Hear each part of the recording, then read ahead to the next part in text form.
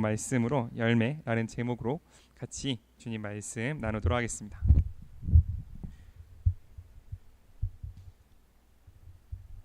네, 주님께서 이제 계속 예수님이 어떻게 다니시는지에 대한 이야기를 하고 있는 거죠. 우리가 지난 시간에 어떤 이야기를 했냐면 어떤 한 죄 많은 여인이 와서 그 죄 많은 여인이 누군지는 모르겠으나 어쨌든 성경이 죄가 많다라고 하니까 진짜로 죄가 많은 분이었겠죠. 그 죄가 많은 분이 와서 예수님을 만나서 예수님께 눈물로 발을 씻겨드리는 장면을 보았습니다. 그리고 그 장면이 있으신 후에 예수님께서 여러 도시와 마을을 다니시며 하나님 나라를 선포하시고 기쁜 소식을 전하셨다라고 되어 있어요. 이게 누가가 이거를 의도하고 배치한 건지는 모르겠으나 그냥 제가 성경을 보기에는 그런 느낌이 있습니다. 예수님께서 그 이전에 있었던 일로 인해서 힘을 얻으셨던 것 같아요. 그러니까 이전에 그 죄 많은 여인이 예수님께 와서 눈물로 자신의 죄를 고백하고 그 발을 씻겨드린 그 일이 예수님께 있어서는 굉장히 큰 어떤 뭐라 그래야 될까요? 격려라 그래야 되나? 힘이 되는 일이었던 것 같습니다. 그러니까 그 후로 일어나셔서 예수님께서는 여러 사람들을 만나시고 새로운 사역을 활발하게 펼쳐 나가시는 걸 보면 예수님께는 그 전에 있었던 일이 적어도 뭔가 이렇게 마음에 힘이 되는 일이셨겠다라는 걸 우리가 좀 미루어 짐작할 수 있죠. 어쨌든 예수님께서는 그 일로 힘을 얻으시고 여러 도시와 마을을 다니시며 하나님 나라를 선포하시고 기쁜 소식을 전하셨는데 혼자 다니신 게 아니라 1절 누구와 동행하셨어요? 누구요? 네, 12제자를 같이 데리고 다니셨습니다. 예수님의 일행은 일단 몇 명이에요? 13명은 돼 있는, 예수님은 포함해야 되니까 그죠? 13명은 포함되어 있는 거예요. 그리고 또 누가 같이 있었냐면 2절에 이렇게 돼 있습니다. 악한 귀신들과 여러 가지 병에서 고침받은 여자들도 예수님과 동행했다. 그들 중에 7귀신이 나간 막달라 마리아, 헤롯 왕의 재산 관리인 구사의 아내 요한나, 수산나, 그 밖에 다른 여자들도 여럿이 있었다라고 하는 거죠. 그러니까 이제 막달라 마리아가 정확히 누군지에 대해서는 성경학자들이 정확히 말은 못하고 있지만 바로 이전에 나왔던 그 여자랑 동일 인물일까 아닐까 하는 생각을 하고 있는 분들도 있는 것 같아요. 어쨌든 귀신이 한 명도 아니고 몇 개가 들렸대요? 7개의 귀신이 들렸던 사람이래요. 그러니까 귀신이 7 들렸으면 제대로 살았겠어요? 못 살았겠어요? 제대로 못 살았겠죠. 그죠? 어떻게 살았든지 간에 엄청 비참한 삶을 살고 있었을 거란 말이죠. 그러니까 유대 민족에 있어서 가장 밑바닥에 있는 삶을 살았던 막달라 마리아와 또 누구? 헤롯 왕의 뭐 한 사람이요? 재산을 관리하는 사람의 아내. 그러니까 헤롯 왕이 곧 예수님을 못 박는 바로 그 왕이거든요. 그 왕의 재산을 관리하는 사람이니까 이 사람은 신분이 엄청 높았겠죠. 돈도 엄청 많았겠죠. 대신에 유대인들로에게는 어떤 사람이에요? 완전 나쁜 사람이죠. 이방 왕의 재산을 관리해 주는 사람이야. 그러니까 이방 왕의 빌붙어서 온갖 돈은 다 벌고 있는 아주 나쁜 사람의 아내도 같이 예수님과 함께 다녔다라는 사실을 우리는 볼 수 있습니다. 예수님은 사람들을 모으실 때, 사람들을 함께 다니실 때 뭐 남자는 되고 여자는 안 되고 이런 것도 없으셨고 유대인은 되고 이건 안 되고 그런 것도 없으셨고 네가 그 전까지 어떤 삶을 살았는지도 상관없이 그저 예수님을 따라다니고 예수님을 섬기기만 하면 예수님의 일행으로 그들을 받아들이시고 그들과 함께 다니셨다는 사실을 우리는 볼 수 있습니다. 이게 예수님 입장에서는 굉장히 큰 리스크였을 거예요. 리스크가 뭔지 알아요? 리스크가 뭡니까? 굉장히 큰 도와주세요. 리스크가 뭐지 우리나라 말로? 위협이었을 거예요. 굉장히 큰 위협이었을 거예요. 왜냐하면 예수님이 누구랑 다니시는지는 예수님이 전하는 메시지랑 직결된다고요. 연결된다고. 예수님이 누구랑 같이 다니는지 그 사람이 어떤 사람들인지를 보고 사람들은 예수님이 하는 말을 믿을지 말지를 결정했을 거라고요. 바로 이전에 어떤 일이 있었냐면 그 죄 많은 여인을 알아보냐 알아보지 못하느냐로 예수님을 믿냐 믿지 않냐를 결정하려고 했던 사람들이 있었던 것처럼 예수님이 누구를 일행으로 받아들이시느냐는 예수님의 말씀이 예수님이 하는 사역이 성공하냐 실패하냐를 결정짓는 일일 수도 있다는 거죠. 왜냐하면 여러분 한번 생각해 보세요. 어떤 사람이 우리 교회에 왔어요. 그래서 그분이 찬양을 인도한다고 생각해 봅시다. 근데 머리가 빨간색이야. 여기에 문신이 있어. 그러면 그분이 찬양을 인도하기 전에 우리는 어떤 느낌을 받아요? 뭔가 이상하다는 느낌을 받죠. 물론 그러면 안 되지. 그분도 예수님 믿고 굉장히 뭐랄까 은혜로운 분이실 수 있으나 우리는 사람의 겉모습을 보고 그 사람의 메시지를 미리 판단하는 경향이 있다는 거죠. 그러므로 예수님이 누구를 일행으로 받아들이셨느냐는 예수님이 내가 어떤 사역을 하고 내가 어떻게 하나님의 나라를 보여주기 위한 굉장히 큰 메시지인데 거기에는 7 귀신 들렸던 아주 비참한 삶을 살았던 여성도 있고 거기에는 이방 왕을 돌봐주는 일을 하는 사람도 있고 또 12 제자들 중에는 세리도 있고 열심당원 그러니까 독립운동하던 사람도 있고 또 어부도 있고 또 선생도 있고 여러 가지 그러니까 어떤 여태까지 살아왔던 어떤 삶을 살았던 간에 상관없이 누구든지 하나님 나라에 헌신하고 하나님과 따르기를만 하면 그 일행으로 받아들이셨던 예수님의 모습이 보이는 거죠. 특히 누가가 여기서 여성들의 이름을 언급하는 이유는 뭐냐면 그 당시 사람들에게 있어서 여성은 어떤 일을 함에 있어서 이렇게 카운트되는 존재가 아니었어요. 그러니까 이때 당시에는 인구 조사를 한다. 그러면 군대에 갈 수 있는 성인 남성만 인구를 세던 시절이었거든요. 그런 내용에도 불구하고 누가가 굳이 여기에 여성들의 이름과 그 했던 일을 기록해 두는 일이 뭐냐면 이분들의 이 헌신이 너무너무 귀했기 때문에 그래요. 절대 하나님 나라의 일이 퍼져나감에 있어서 이분들의 헌신과 이분들의 사역은 절대로 생략될 수 없다. 이분들의 헌신은 절대로 그냥 남자들이 했던 그 일에 묻어서 넘어갈 수 없다라는 누가의 생각 때문에 이 여성들의 이름이 기록되었다라고 볼 수 있습니다. 우리나라를 생각해봐도 여러분 이렇게 막 우리나라의 옛날 무슨 조선 왕조 실록 같은 걸 읽다 보면 왕비라고 할지라도 성은 나와요. 이름은 적히지 않거든요. 예를 들어 뭐 한중록 이런 거 보면 해경궁 홍씨 이렇게 나오지 그 이름이 적히지 않습니다. 왜냐하면 그때 당시 옛날 사람들의 생각으로 여성은 어떤 한 가문과 가문을 연결시켜주는 그것으로서의 의미가 있는 거지 그 개인의 의미가 있는 게 아니었기 때문에 그렇거든요. 그럼에도 불구하고 그때보다 한참 더 이전에 살았던 누가임에도 불구하고 하나님 나라를 봄에 있어서 여기에 쓰였던 이 사람들의 헌신은 절대로 그냥 넘어갈 수 없는 일이었던 거죠. 왜냐? 그도 그럴 것이 이분들이 어떻게 헌신하셨냐? 뭘로 헌신하셨냐? 3절 후반절을 보면 이렇게 써 있습니다. 그들은 자기들의 뭘 바쳤어요? 재산을 바쳐서 예수님의 일행을 도왔다라고 되어 있는 거예요. 여러분이 커서 일을 해보면 알겠지만 뭐 앞에 나와서 마이크를 잡는 사람이 누군지 하나도 중요하지 않습니다.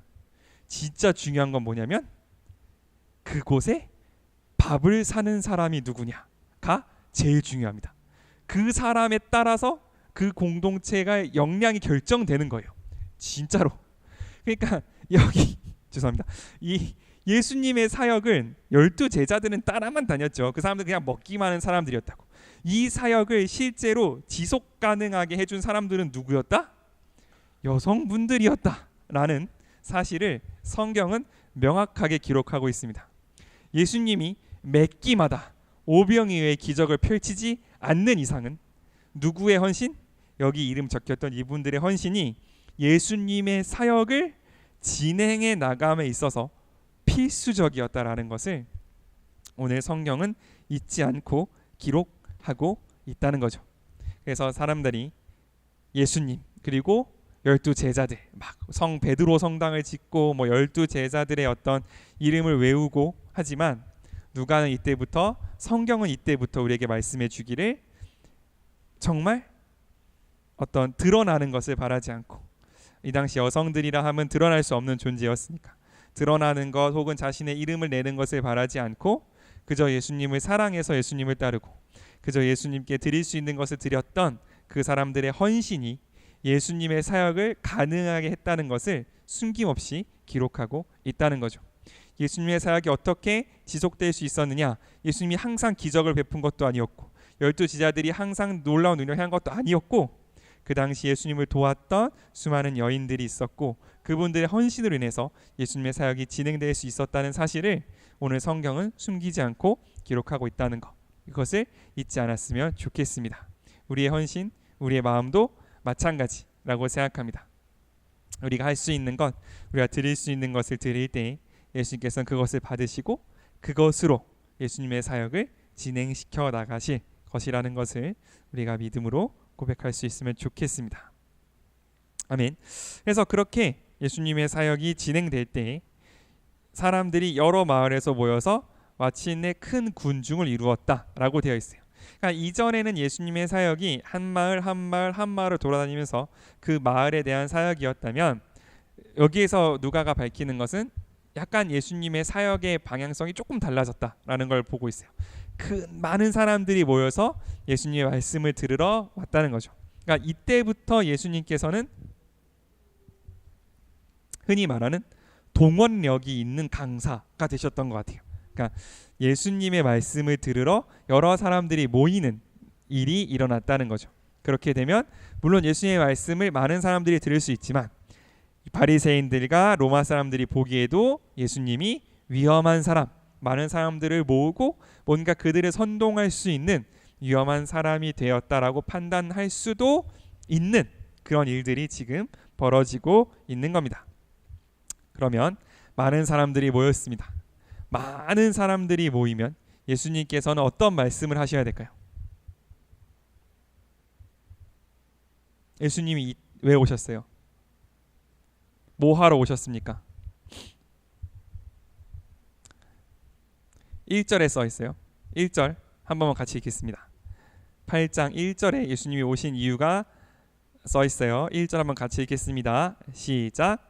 그 후에 예수님은 여러 도시와 마을을 다니시며 하나님의 나라를 선포하시고 기쁜 소식을 전하셨는데 12제자도 동행하였다.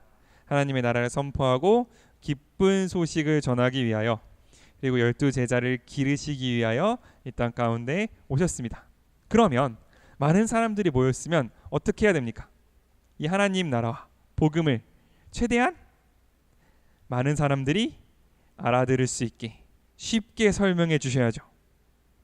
그죠? 예수님의 목적이 그거니까. 예수님 이 땅 가운데 하나님 나라와 기쁜 소식을 전하러 오셨는데 많은 사람들이 모였으니 하나님 나라를 최대한 많이 알리는 게 예수님한테 좋은 일이겠죠? 그죠? 그런데 예수님이 뭐를 들어 말씀하셨어요? 비유를 들어 말씀하십니다. 왜 비유를 들어 말씀하셨냐? 10절에 써 있습니다. 우리 8장 10절 한 번만 더 같이 읽겠습니다. 8장 10절입니다. 예수님은 이렇게 대답하셨다. 너희에게는 하나님 나라의 비밀을 아는 것이 허락되었으나 다른 사람에게는 비유로 말한다. 이것은 그들이 보아도 알지 못하고 들어도 깨닫지 못하게 하기 위해서이다 라고 말씀하셨어요. 그러니까 예수님은 처음부터 많은 사람들이 모였다고 해서 그들을 어떻게 말로 설득해서 하나님의 나라로 이끌려고 하는 그런 거는 아예 처음부터 목적이 아니셨다라고 말씀하시는 거예요. 하나님의 나라는 뭐예요? 비밀이에요. 비밀은 두 가지 종류가 있습니다. 첫 번째 비밀은 뭐냐면 이런 거예요. 제가 오누미한테 말하는 겁니다. 오누미 귀에 대고 오누마 이거 진짜 비밀인데 엄마가 살쪘어 이렇게 말을 했다고 칩시다. 그러면 자, 이 비밀은 오누미가 노아한테 말해주면 노아도 알 수 있어요, 없어요? 알 수 있어요. 그냥 비밀이라 하면 첫 번째 그냥 감추어져 있는 정보일 수도 있습니다. 근데 그런 비밀 말고 어떤 비밀이 있냐면 이런 비밀이 있어요. 제가 오누미한테 말하는 겁니다. 오누마, 사랑해. 그럼 내가 오누미를 왜 사랑하는지 설명할 수 있어요? 없어요. 말로 설명할 수 없는 신비라는 게 있어요. 내가 알려준다고 해서 그냥 정보가 있는데 그 정보를 감추고 있는 비밀이 있는 반면에 알려준다고 해도 상대방이 내 마음을 모르면, 상대방이 내가 말한 의도를 모르면 풀 수 없는 비밀이 있거든요. 여기서 말하는 이 비밀은 두 번째 비밀을 이야기해요. 그냥 이 정보, 하나님의 나라라는 이거를 12제자들을 모아놓고 야 너네만 알고 있어 이렇게 말씀하셨다는 게 아니라 이 말씀은 누구에게나 다 하신 말씀이에요. 이 비유의 말씀, 하나님의 말씀은 누구에게나 다 선포하셨으나 오늘 나오는 바로 이 비유대로 하나님의 말씀을 듣고 인내로 그 말씀을 살아내는 사람 말고는 그 말씀을 이해하고 그 말씀을 깨달을 수 있는 사람이 없다라는 이야기를 예수님께서 오늘 우리에게 하고 계십니다. 그래서 그게 어느 정도냐면 너희에게는, 예수님을 따라오는 사람들에게는 하나님의 비밀을 아는 것이 허락됐어요. 그 사람들이 뭔가 지혜롭고 수수께끼를 풀어서 아는 게 아니에요. 이건 허락되고 말고의 문제예요. 예수님께서 가르쳐 주시고 안 가르쳐 주시는 문제예요. 허락되었으나 다른 사람에게는 비유로 말해서 그것이 안 됐는데 왜요? 보아도 알지 못하고 들어도 깨닫지 못하게 하기 위해서일 정도로 하나님께서는 하나님의 이 나라의 말씀은 누구든 누구에게나 말해요. 하나님이 너를 사랑하시고 너의 죄를 위하여 십자가를 지었다라고 이야기하지만 그 말씀을 듣고 그 말씀을 받아들이는 사람 말고는 그 말씀의 뜻을 알 수 있는 사람이 없다. 누구든지 예수님께서 그 말씀을 그 마음에 새겨 넣으시지 않으면 하나님의 말씀을 깨달을 수 있는 자가 없다라는 사실을 예수님께서 오늘 우리에게 말씀해 주고 계시는 거죠. 그러므로 우리가 예수님 마음을 조금 헤아려 봤으면 좋겠습니다. 그렇게 많은 사람들이 모였고 그렇게 많은 사람들이 예수님의 말씀을 들으러 왔는데 예수님께서는 대놓고 말씀하셨어요.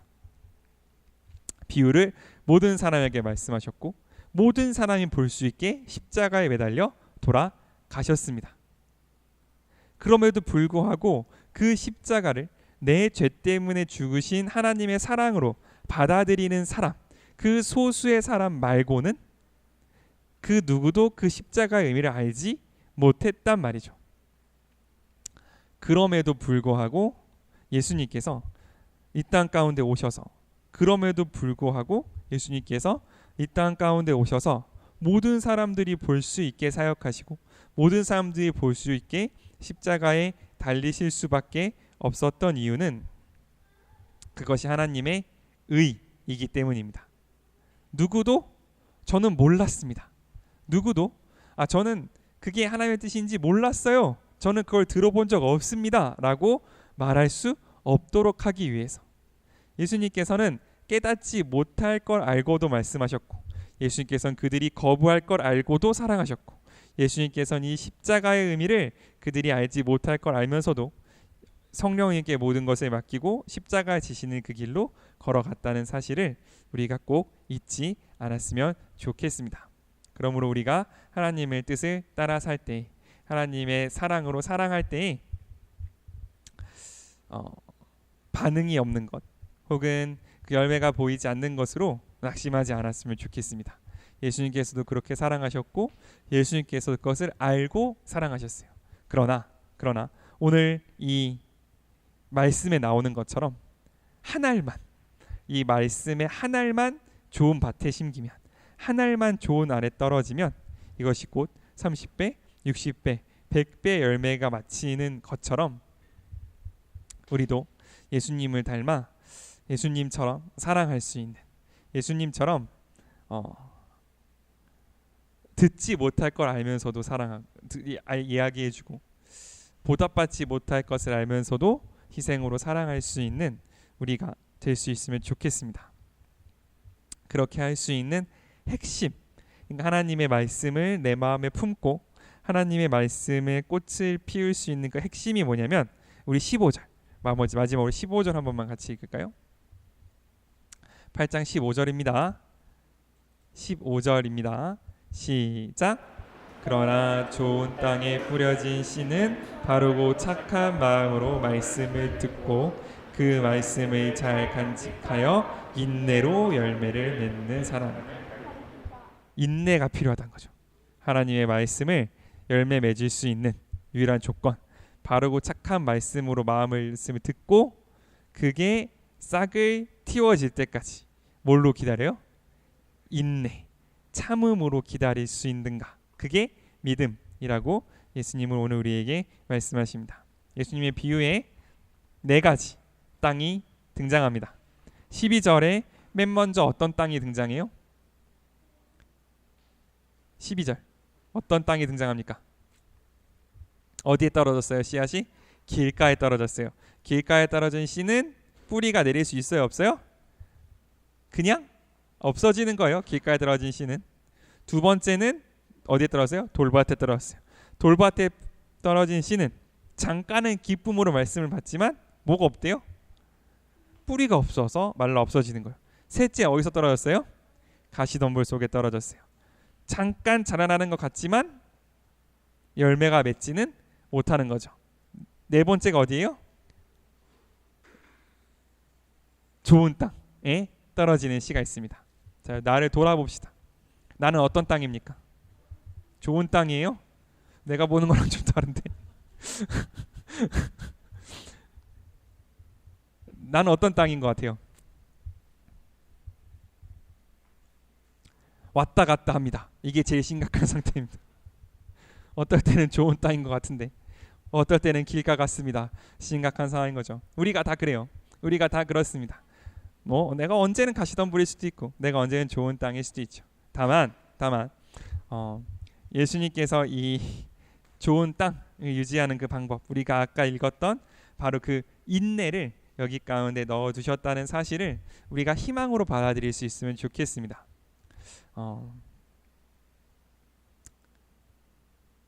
농부가 씨를 심으면 그 씨가 자랄 때까지는 기다려줘야 되는 거거든요. 씨가 나나 안 나나 매번 흙을 엎어보면 그 씨는 반드시 죽습니다. 농부가 믿음을 심었으면 그것이 자랄 때까지 기다려줘야 하는데 그 기다림의 시간을 인내라고 표현하신다는 거죠. 씨는 땅에 뿌리면 안 보입니다. 보이면 안 돼요. 땅에 깊숙이 들어가서 뿌리를 내리는 게 씨의 역할이에요. 그럼에도 불구하고 농부가 그 씨가 자랄 때까지 기다릴 수 있는 이유는 뭐냐면 그 씨가 살아있고 생명력 있다는 사실을 믿기 때문에 그렇습니다. 아무리 내 눈으로 보기에 죽은 것 같고 아무리 내 눈으로 보기에 이게 뭔진지 씨인지 구별이 안 간다 할지라도 이거를 뿌리면 물을 주면 땅에 심으면 곧 생명이 자라날 거라는 그 사실을 알고 있기 때문에 믿는 거예요. 그렇다고 농부가 아무 걱정도 없느냐? 그렇지 않아요. 이게 진짜 자라긴 자랄지 비는 제때 올지 등등등 걱정이 태산 같은 게 또 농부의 마음입니다. 그럼에도 불구하고 그 걱정을 감수하고 인내할 수 있는 이유는 이 말씀이 살아있는, 이 씨가 살아있다는 것을 믿기 때문에 그렇다는 거죠. 우리가 만약 예수님의 말씀이 열매 맺히기까지 그 기간이 우리에게 너무 길고 고단한 것으로 다가온다고 한다면 내가 말씀을 어떻게 받아들이고 있는지를 한번 점검해 볼 수 있으면 좋겠습니다. 이 말씀이 진짜 살아있고 생명력 있고 나의 관절과 골수를 찔러 쪼개기까지 하는 그 말씀으로 나에게 다가오고 있는지, 아니면 그냥 옛날에 쓰여진 좋은 말씀으로 나한테 다가오고 있는지, 내가 이 말씀 가운데 소망을 두는 것을 가로막고 있는 것이 무엇인지를 우리가 점검할 수 있다면 바로 이 말씀 가운이 싹이 트기까지 주님께서 물을 주시고 주님께서 햇볕을 주실 텐데 바로 그 싹이 트기까지 우리를 이끌고 가시는 그 하나님의 손길을 알고 느낄 수 있을 거라고 확신합니다.